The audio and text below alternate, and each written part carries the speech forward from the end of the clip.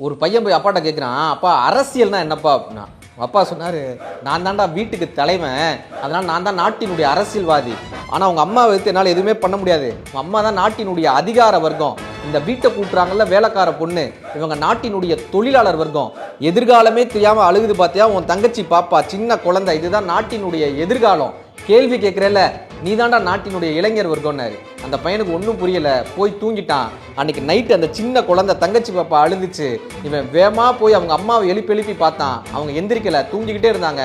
வேமா போய் அவங்க அப்பாவை பார்த்தான். அவங்க அப்பா நைட்டு 12 மணிக்கு வேலைக்காரி காலை சுரண்டிட்டு இருந்தாரு. இவனுக்கு என்ன பண்றதுன்னு தெரியல, இங்கேக்கு அங்கேயும் ஓடி வந்தான். மறுநாள் போய் அப்பாட்ட சொன்னான், அப்பா எனக்கு இன்னைக்கு அரசியல் என்னன்னு புரிஞ்சிருச்சுப்பா அப்படின்னா. என்னடான்னு கேட்டாரு. இந்தியாவின் எதிர்காலம் அழுது கொண்டிருந்தது. இதை கண்டு துடித்த இளைஞன் அதிகாரிகளிடம் ஓடினான். அதிகாரிகள் அங்கே தூங்கிக் கொண்டிருந்தார்கள், அவர்களை எழுப்ப முடியவில்லை.